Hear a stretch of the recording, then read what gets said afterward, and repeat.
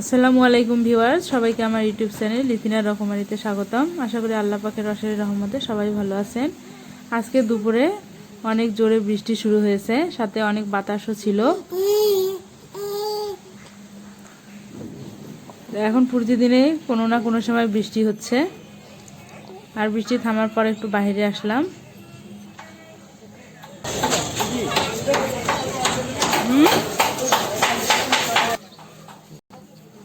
তো দোকানে চলে আসলাম। আজকে একটু দেখব বোরকা স্যান্ডেল দেখব। আসলে একদিনের সময় হয়ে ওঠে না, যেহেতু ছোট বাচ্চা নিয়ে বাইরে আসি, তাড়াতাড়ি বাসায় যেতে হয়।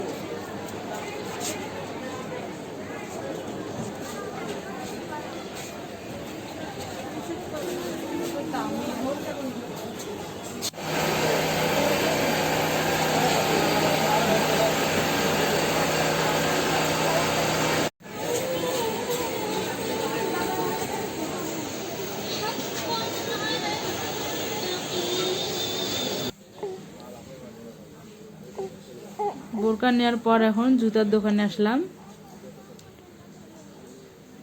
তো দেখি কীরকম জুতা পাওয়া যায়, একটু দেখে শুনে নিতে হবে, কারণ আর তো সময় নেই। আর জুতা নেওয়ার পর এখন আসলাম গোস্ত নিব, খাসির গোস্ত আজকে নিব। তো বাসায় চলে আসছি, এসে তো রান্না করব। গোস্ত কেটে নিচ্ছি, তো রান্না বসাই দিয়েছি। আর আমার মেয়ে ঘুমাচ্ছে এখন, এইভাবে রান্না বসাই দিয়েছি।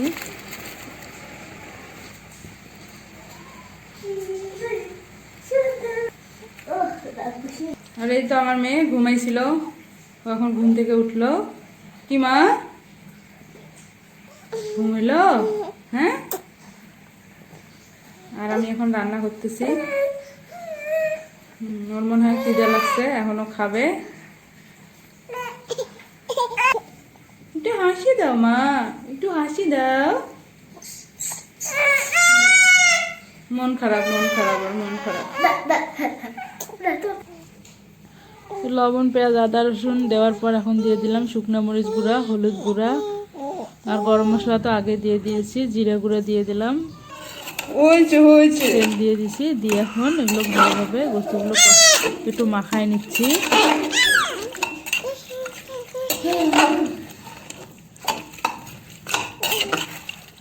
তো সবগুলো মশলা দেওয়ার পর এভাবে একটু গোস্তগুলো মাখায় নিয়ে বসাই দিলাম। আর এদিকে ভাতটাও হয়ে গেছে। একটু হাসি দাও, একটু হাসি দাও।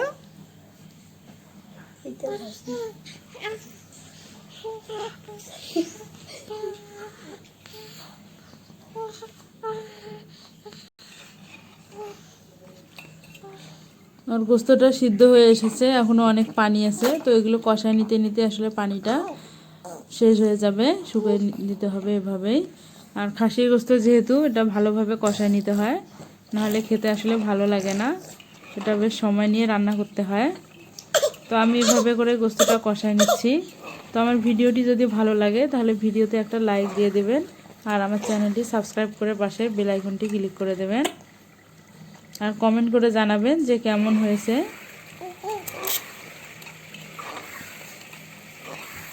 তো এই তো গোস্তটা কষায় নিচ্ছি।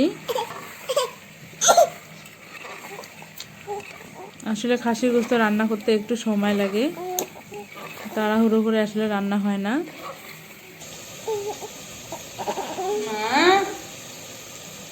এখনো মন খারাপ ভালো হয় না।